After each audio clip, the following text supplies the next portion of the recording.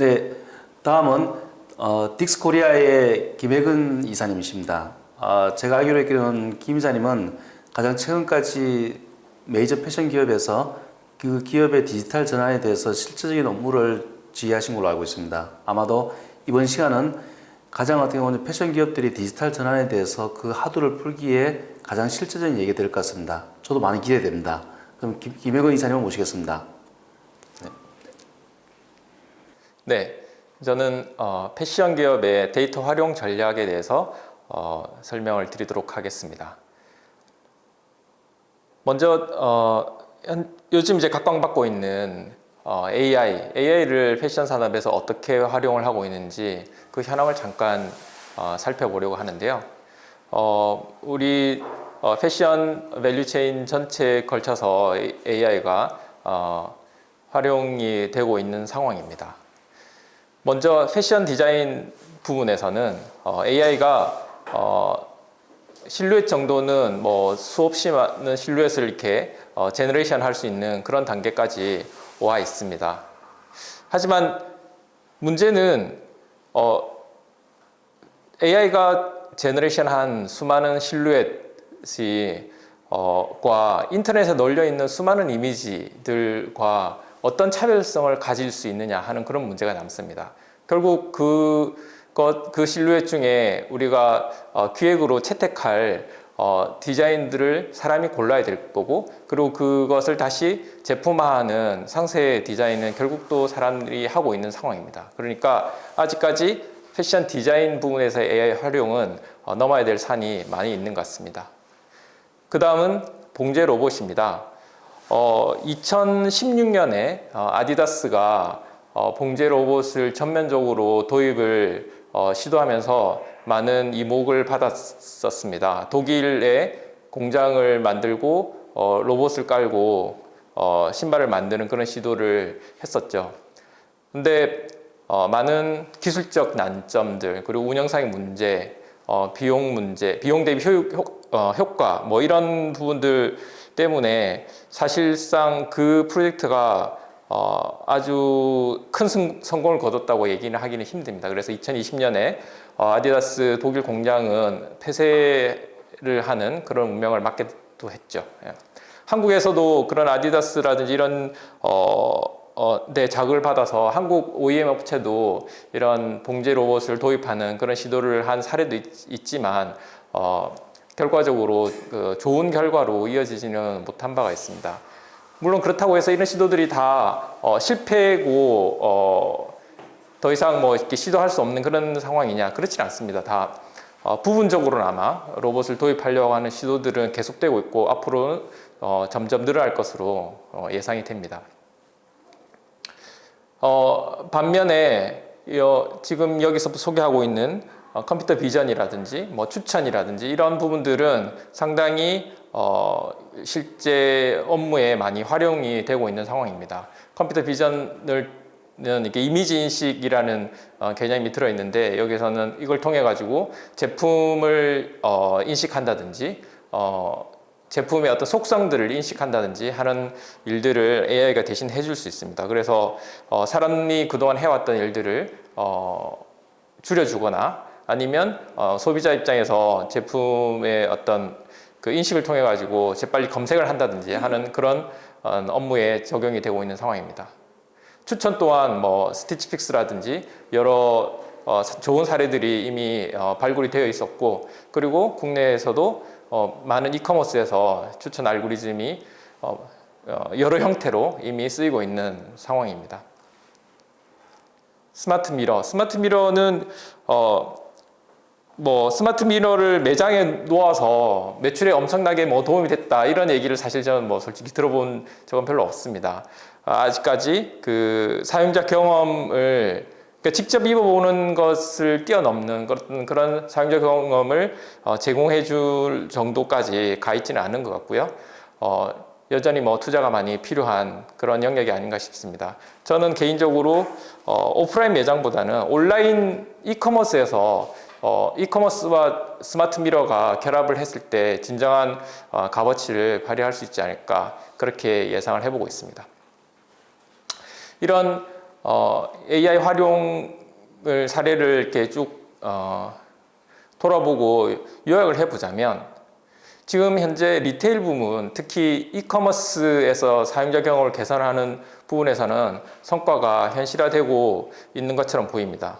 하지만 AI가 디자인하고 로봇이 만든 옷을 무인 매장에서 판매를 하고 혹은 개인 취향을 감안해서 그 옷을 주문 제작하고 그리고 그것을 집에서 배송받는 이런 어떻게 보면 이제 우리가 AI 도입이라든지 뭐 로봇의 활용이라든지 이런 얘기를 할 때 흔히들 얘기되는 이런 그림들이 현실화되어 있는 것 같지는 않습니다. 왜일까요? 제 개인적인 분석이긴 합니다만 그 패션이라는 것은 개성과 모방을 동시에 추구하는 그런 속성을 가지고 있는 것 같습니다. 그리고 여전히 그 기술의 한계, 그러니까 AI가 더 발전할 영역이 아직 많이 남아 있다는 거죠. 그리고 패션업 자체가 상당히 다른 가령 반도체 산업이라든지 이런 다른 산업에 비해서 저비용 생산 구조인 것 같습니다. 그러니까 이런 여러 가지 요인들이 복합적으로 작용한 결과 아직까지 부분적인 혁신들은 곳곳에서 일어나고 있지만 파괴적 혁신은 도래하지 않은 상황이 아닐까 이렇게 요약을 해볼 수 있습니다. 이런 상황에서 우리는 무엇을 해야 될까요? 지금 보여드리는 것은 전형적인 빅데이터 아키텍처입니다. 대단히 복잡해 보이죠. 우리가 흔히 빅데이터라고 하면 우리가 일상 업무에서 접하는 그런 정형 데이터가 아니라 비정형 데이터 그리고 수십 테라 정도 되는 수준의 대규모 데이터를 다루는 것을 빅데이터라고 합니다. 그런데 과연 이런 빅데이터를 패션 기업이 직접 플랫폼을 구축해서 활용을 당장 해야 될까요? 물론 그런 과감한 시도를 하는 기업이 있을 수도 있겠습니다. 그런데 이런 빅데이터 아키텍처를 도입해서 직접 소셜 데이터를 다 모아가지고 분석하는 것과 우리가 네이버 검색 트렌드에 API를 연결해서 그 정도를 가지고 우리 업무에 활용하는 것, 과연 그 둘 중에 투자 대비 효과가 어떤 게 좋을까요? 과연 그 빅데이터 아키텍처를 우리가 직접 도입해서 얻는 이득이 물론 있을 수 있겠으나 그 비용 대비 효과가 충분할까요? 저는 결국 비즈니스라는 것은 투자 대비 효과까지 고려해서 우리의 이슈를 해결하는 것이 본질이라고 생각합니다. 그렇기 때문에 저는 우리 패션 기업이 데이터를 어떻게 활용할까 전략을 짤 때 지금 이렇게 복잡한 아키텍처를 먼저 서두를 필요는 없다고 생각합니다. 그럼 과연 지금 우리는 무엇부터 시작을 해야 될까요? 우리가 데이터하고 AI를 하기 때문에 많은 사람들이 빅데이터와 AI는 당연한 것으로 간주를 하는데요. 저는 그것을 일단 크게 두 가지로 좀 나눠봤으면 좋겠습니다. 우리가 지금 흔히 얘기되고 있는 빅데이터와 AI 그리고 그 빅데이터의 빅 빼고 그냥 데이터. 저는 빅데이터와 AI에 대해서 우리가 도외시해도 된다는 걸 말씀드리는 게 아니라 우리는 그것을 빠른 변화에 뒤처지지 않을 정도로 쫓아가기만 해도 된다고 생각합니다. 그래서 우리가 모든 것을 직접 할 수도 없고 직접 할 필요도 없습니다. 자율주행차가 전형적인 AI 기술로 탄생을 한 건데요. 자율주행차가 나오면 재빨리 사서 먼저 써보면 됩니다. 우리가 직접 자율주행차를 다 모든 회사들이 자율주행차를 개발할 필요는 없는 것이죠. 그렇기 때문에 우리 패션 기업들은 이런 시장의 새로운 기술들이 어떻게 진화하고 있는지 열심히 쇼핑을 하셔야 됩니다.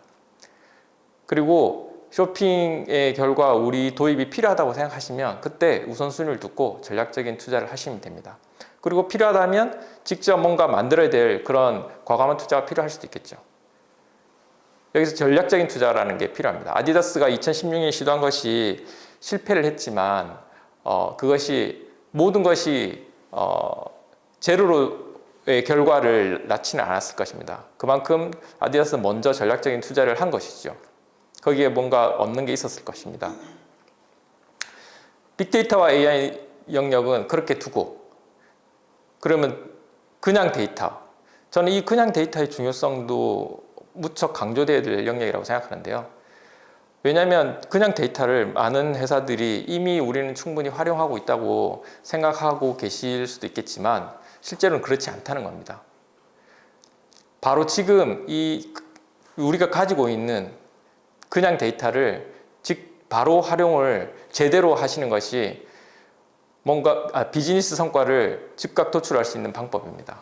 그리고 이것을 제대로 활용을 하시는 것이 미래의 빅데이터와 AI 데이터를 활용할 수 있는 준비를 할 수 있도록 만들어 줄 것입니다.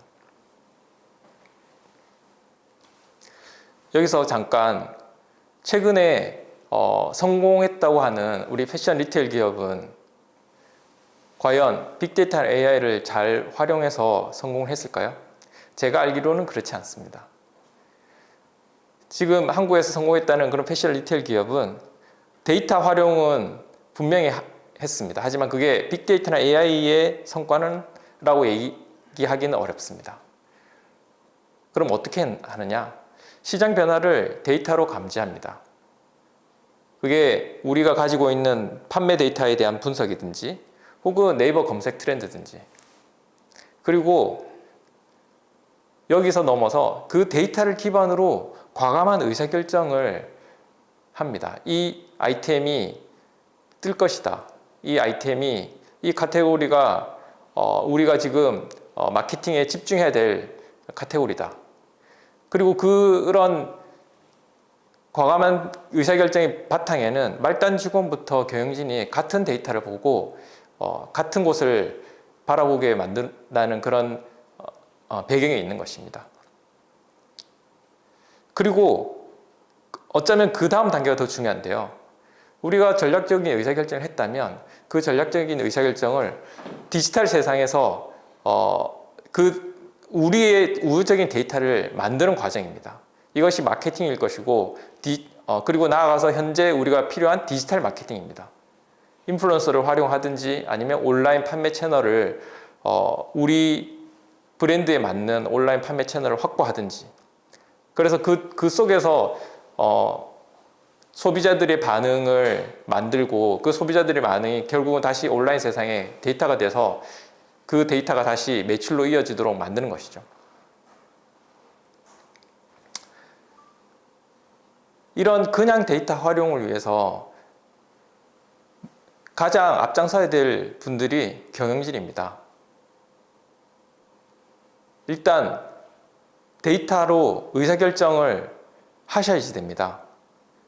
그동안 데이터를 보셨어도 그걸로 과연 우리가 그 데이터에 기반한 제대로 된 의사결정을 하셨는지 한번 점검해 볼 필요가 있다는 것이죠. 그리고 경영진이 그 데이터를 본다면 이제 직원들도 같이 그 데이터를 보기 시작할 것입니다. 그렇게 해서 전사가 같은 데이터를 볼 수 있는 그런 환경을 만드는 것이죠. 그리고 그 데이터를 누군가는 지속적으로 보는 사람들이 필요하고 직원들과 공유할 수 있는 거버넌스를 만드는 그런 사람이 필요합니다. 그래서 데이터 지원 조직을 갖춰야 되고, 지원 조직을 처음부터 큰 조직을 갖추기 어렵다면 담당자라도 반드시 두어야 된다는 거죠. 그런 다음에 경영진이 할 일은 내가 의사결정하는데 필요한 추가적인 데이터를 모든 비즈니스 현업들에게 요구하는 겁니다. 그것이 어떤 요구를냐에 따라서 그것이 우리 회사의 데이터의 방향성을 정하는 것이고 비즈니스 방향성을 정하는 것입니다. 다만 여기서 우리가 유의할 것은 불가능한 데이터도 있다는 겁니다. 가령 다음 시즌의 트렌드를 예측할 수 있는 데이터를 가져와 라든지, 중장기 수요 예측하는 AI를 우리가 구축해보자 라든지 하는 것은 아직까지는 가능하지 않은 스토리입니다. 나중에 다시 말씀드리겠지만 실제 우리가 패션의 트렌드가 만들어지는 그 과정을 되새겨 본다면 그것이 지금 우리가 6개월 후, 1년 후에 있을 어떤 트렌드를 지금 예측한다는 것이 얼마나 무망한 일인지 알 수 있을 거라고 생각합니다. 차라리 그것을 만드는 것이 아니라 예측하는 것이 아니라 우리가 찍은 아이템을 시장에서 유행으로 만들어가는 그런 노력을 하는 것이 저는 훨씬 맞는 방향이라고 생각하고 거기에 AI 기술을 이용하는 것이 맞다고 생각합니다. 다음은 자 그럼 이런 데이터들을 제대로 활용하기 위한 시스템 구축 방법입니다. 과거의 데이터 활용 방법은 긴 프로젝트 기간 동안 전사의 요구사항들을 조사하고 시스템을 구축하고 그리고 시스템을 다 구축됐으니 이제 와서 쓰라고 하는 접근입니다. 물론 오픈을 하고 나면 새로운 시스템이 생겼으니까 많은 사람들이 와서 쓰겠죠. 하지만 곧 얼마 안 가서 요구사항의 변화가 미진하고 그리고 결국은 활용도가 저하돼서 몇 년 후에 자연스럽게 폐기의 과정을 겪게 됩니다. 과거에 활용하는 방법이 어떤 기술의 한계도 분명히 있었습니다.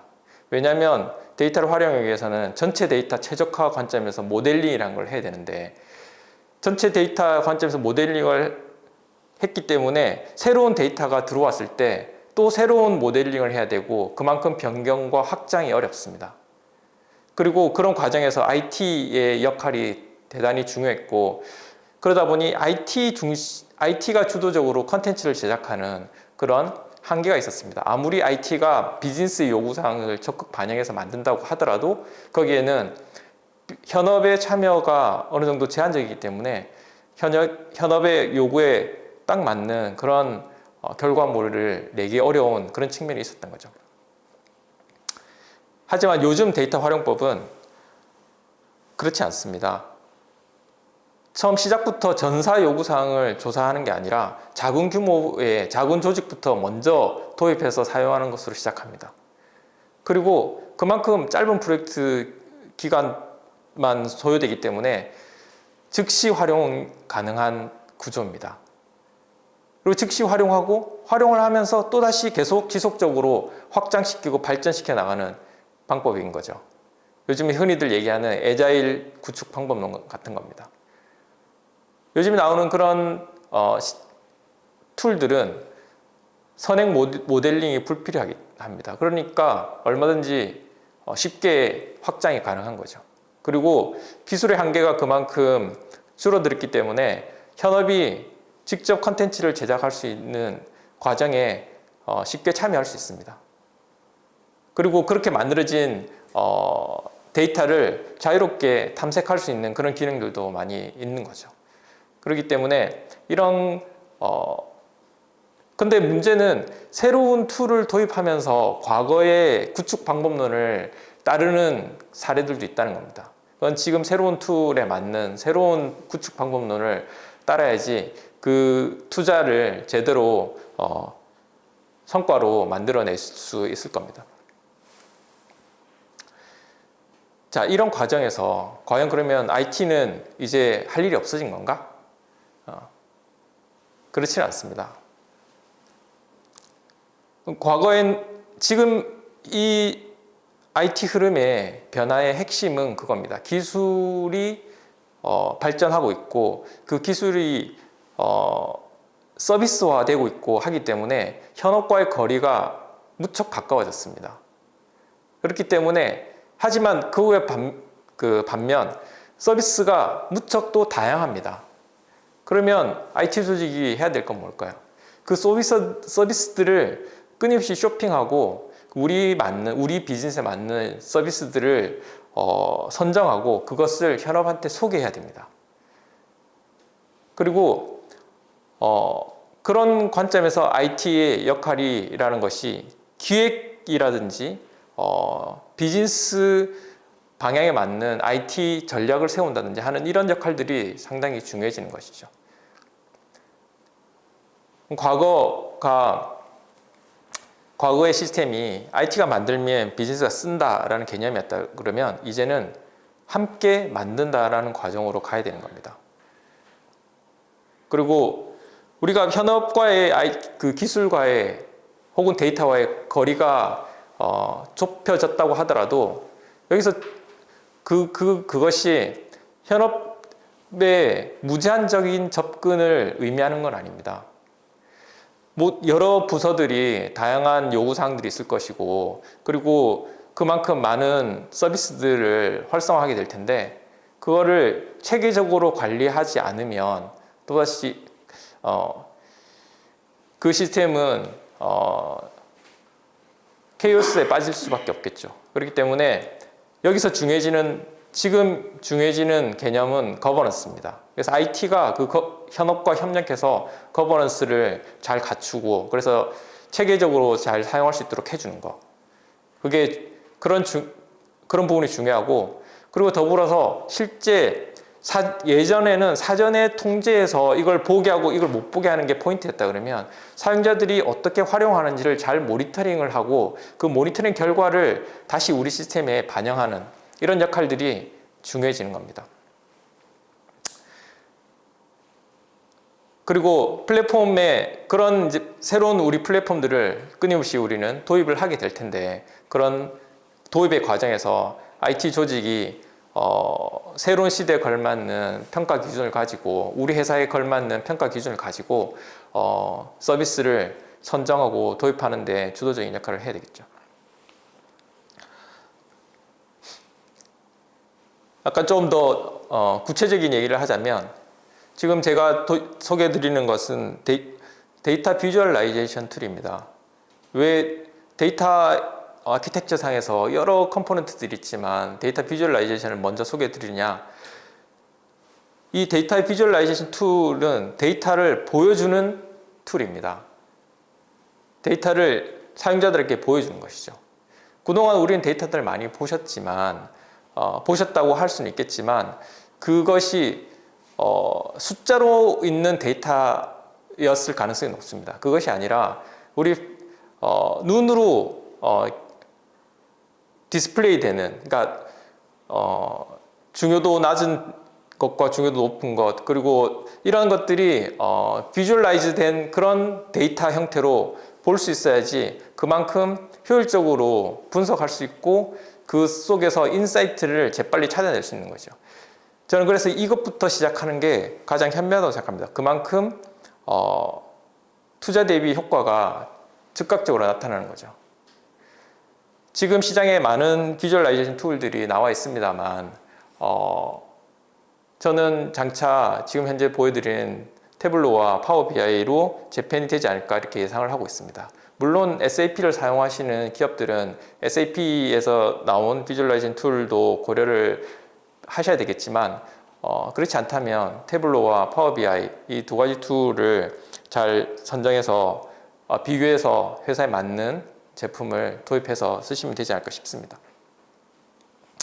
그리고 이런 툴의 도입에 있어서 제가 겪은 것을 바탕으로 팁을 조금 드린다면 먼저 데이터 커뮤니티를 사내에 만드는 것이 대단히 중요하다고 생각합니다.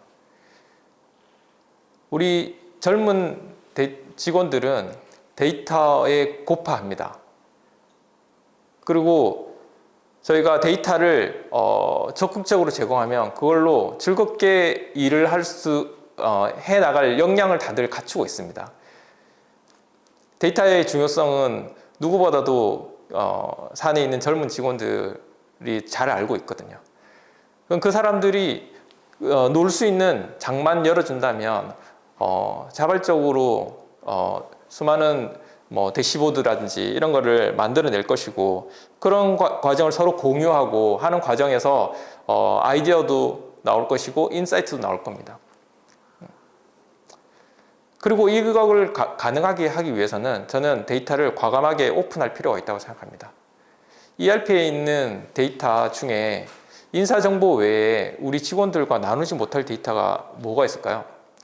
별로 없을 겁니다. 우리가 과거에 그 데이터를 보는 시각에서는 뭔가 끊임없이 우리 통제를 해야 된다는 그런 관점이 나도 모르게 우리도 모르게 스며들어 있을 텐데 그런 생각을 과감하게 벗어날 필요가 있지 않을까 싶습니다. 우리가 반도체 회사여 가지고 설계도를 뭐 밖으로 유출하면 안 된다. 뭐 이런 업종에 있는 게 아니니까요. 그리고 또 하나 중요한 거는 이런 우리의 그 데이터 활용의 여정에 함께할 외부 파트너를 잘 선정을 하시라는 겁니다. 앞서 제가 말씀드렸듯이 시스템 구축 방법론에서 프로젝트 기간을 길게 해서 큰 시스템을 만드는 것은 과거 방법이라고 말씀드렸습니다. 지금도 그런 접근을 하는 업체들이 있습니다. 하지만 지금은 그런 시대가 아니니까요. 단기 프로젝트를 키우려고 하는 업체는 피하는 게 맞지 않을까 싶습니다. 요즘은 시간 단위, 일 단위로 서비스를 제공하고 수시 교육을 제공하는 그런 업체들도 생겨나고 있습니다. 그런 업체들과 장기적인 파트너십을 가지고 우리를 돕게 하는 그런 업체를 잘 선정해 보시는 게 어떨까 추천을 드립니다. 예. 예. 마무리를 할 때가 됐는데요. 맥킨지 보고서를 보면 빅데이터를 제대로 활용하는 기업들이 아직 10%가 안 된다고 합니다. 그런 만큼 어렵기도 하겠지만 우리에게 아직까지 기회가 많이 있다는 생각을 저는 했습니다. 그러니 전 직원들과 같이 차근차근 데이터 활용을 지금부터 시작하신다면 우리는 얼마든지 데이터를 잘 활용하는 기업으로 거듭날 수 있을 거라고 생각합니다. 그런 그 길에 밝은 미래가 있기를 바랍니다. 예. 네, 강의 잘 들었습니다. 저희 이사님 강연 들으면서 가장 많이 느꼈던 게 뭐냐면 디지털 전환이 뭔가 대단한 어떤 그런 큰 기술이라든지 그런 게 나올 줄 알았는데 사실은 가장 중요한 거는 기업 문화에서 온다고 그 말씀을 많이 강조하신 것 같습니다. 네.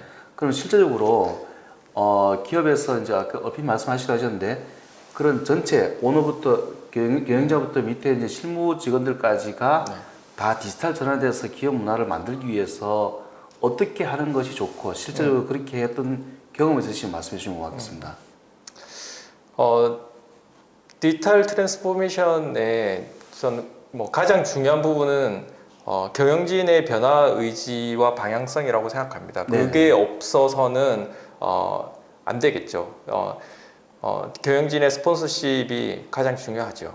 근데 그것만으로 가능하냐? 저는 그렇지 않다고 생각하거든요. 그러니까 결국 판을 바꾸는 특출난 아이디어가 갑자기 이렇게 뭐 툭 튀어나오는 건 아니라고 생각합니다. 그렇죠. 예.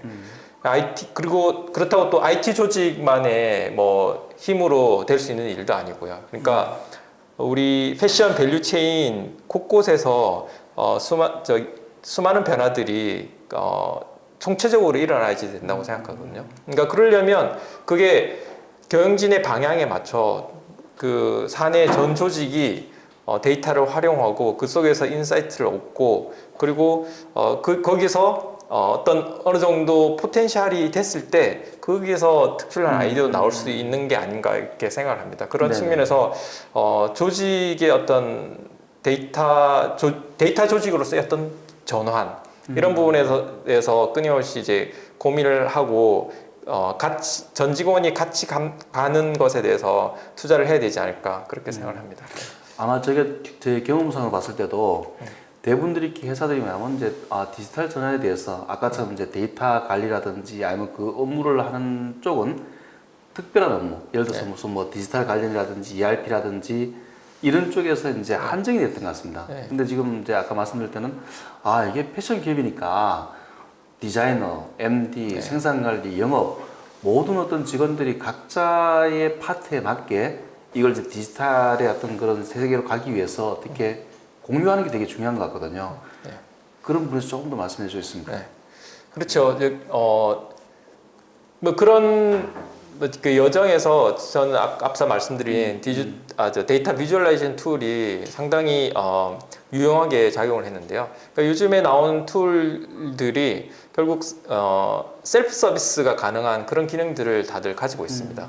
그러니까 그런 IT가 어느 정도 물론 어느 정도 세팅을 해야 되겠지만 그 세팅을 해놓고 데이터를 접근할 수 있도록 열어두면 직원들은 알아서 와서 자기가 원하는 데이터를 탐색하고 자기에 맞는 데이터 인사이트를 얻고 하거든요. 그리고 물론 그런 과정에서 뭐 기술의 장벽이 현저히 과거에 대비 많이 낮아졌긴 하지만 여전히 기술이 어느 정도 필요한 부분이 있을 테니까 그런 부분들은 제 경험상으로는 사내에 데이터 동호회 같은 것을 데이터 분석 동호회 이런 것을 만들어서 활용을 했었거든요.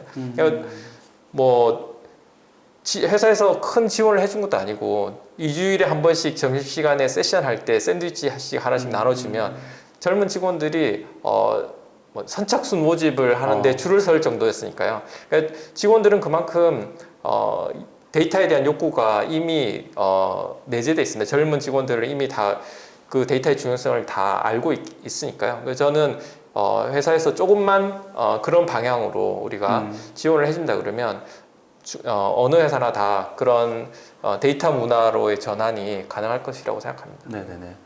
그러니까 안타깝게도 어떻게 보면 제 이게 실제 이제 기업들 방문해서 봤을 때는 디지털 전환에 대해서 가장 우선적으로 보는 부분 자체가 판매단에서 어떻게 보면 이제 채널 이동한다든지 아니면 이제 그런 파트에 많이 신경 쓰는 것 같습니다. 그러다 보니까 이제 뭐 웹사이트를 가지고 이제 자사몰이 얼마큼 해야 되냐 아니면 외부를 어떻게 활용해야 되냐. 근데 실제로 이게 말씀을 듣고 그다음에 또 저희가 더 전문가들 얘기 들어봤을 때는 결국은 기업 문화이고 다시 또 그냥 아까 말씀하신 것처럼 어떤 상품을 우리 패션 기업이니까 어떤 우리 기업에서 가장 잘 만들고 잘 팔 수 있는 상품들을 내부에서 내적인 자료를 만들고 이를 어떻게 이제 그 가정상이 되게 중요한 것 같은데 이런 질문을 많이 하는 것 같습니다. 그러면 우리가 할 때 어떤 중심에 그래도 뭐냐면 이제 전 직원이 다 하지만은 이제 오늘 경영자 입장에 봤을 때는 어떤 사람들을 가장 그 중심에 둬야 되고 또 어디에서 사람을 데려와야 될 건지 내부의 사람을 키워야 될 건지 또 그때 거버넌스라는데 그런 중심을 어떤 팀으로 만들어야 될 건지 이런 것에 대해서 이제 상당히 어떻게 보면 좀 실제적인 고민을 하는 것 같습니다. 그 경험해 보신 것 어떻습니까?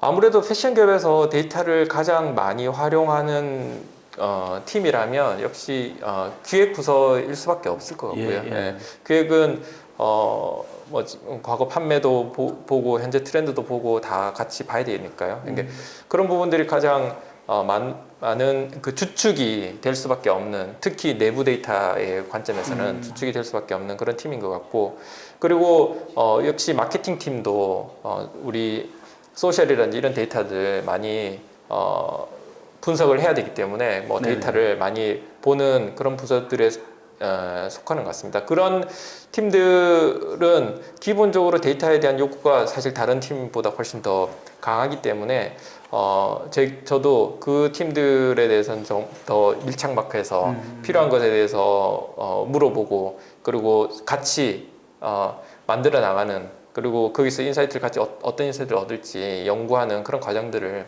겪었던 경험이 있습니다. 네네. 저 말씀드리면서도 이게 저희가 어떻게 보면 아까 이제 퍼센트를 보더라도 이제 기업들이 아직까지 디지털 전환에 대해서 이제 실질적으로 다가가고 있는 기업들이 10% 미만 이런 말씀도 하셨고 또 그 실무를 경험하시는 입장에 봤을 때 아직까지 패션 산업의 파괴적 디지털 전환 관점에서 파괴적 혁신이 아직 일어나지 않았다. 그 말씀에 저희는 정말 큰 희망을 가진 것 같습니다. 앞으로도 패션 기업들이 이제 그 디지털 전환을 성공적으로 잘할 수 있도록 하는데 많은 도움 주시면 고맙겠습니다. 마지막 말씀도. 우리가 데이터 활용에서도 이렇게 왕도는 없는 것 같습니다. 이미 뭐 앞선 수많은 그 뭐 글로벌 기업들도 많은 투자를 하고 있지만 그만큼 아직까지 이렇게 부분적인 혁신 사례는 있지만 이게 전면적인 혁신 사례라는 것이 아직 도래하지 않은 것을 보면 그 부분에 대해서는 우리도 자신감을 가지고 늦지 않았다. 지금 할 수 있는 것부터 한다 그러면 생각보다 빨리 우리는 어느 정도 수준까지 갈 수 있을 거라고 생각합니다. 그러니까 제 경험상으로도 그렇고요. 네네. 그래서 그런 과정을 우리 패션 기업들이 빨리 시작을 했으면 좋겠다. 예, 그리고 그리고 그 과정을 직원들과 같이 했으면 좋겠다. 그렇게 생각을 합니다. 네. 네네. 좋은 말씀 많이 들었습니다. 네. 감사합니다. 네. 진행하면서 느낀 것은 아직도 여전히 말하면 패션 산업의 디지털 전환은 그 출발점에 와 있는 것 같습니다. 그리고 저희가 조금만 더 관심을 가지고 눈을 돌리면은 패션 기업에서 활용할 수 있는 ICT 산업 인프라에 대해서는 충분히 있는 것 같고요. 또 더 중요한 거는 뭐냐면 그걸 있는 것 자체를 가져와서 바로 활용한다는 개념이 아니고 가져와서 내부에서 전 직원들이 공유를 하면서 그 전 직원이 참여한 가운데서 그걸 얼만큼 우리 기업의 경쟁력을 높일 수 있는 쪽으로 더 발전시킬 것이냐가 핵심인 것 같습니다. 그런 측면에서 이번 패션과 ICT 산업의 어떤 그런 융합을 주제로 한 포럼은 의미 있는 것 같습니다. 그럼 다음에 더 좋은 어떤 기회를 만들 걸 약속드리면서 오늘 청취해 주신 분께 감사드립니다. 감사합니다.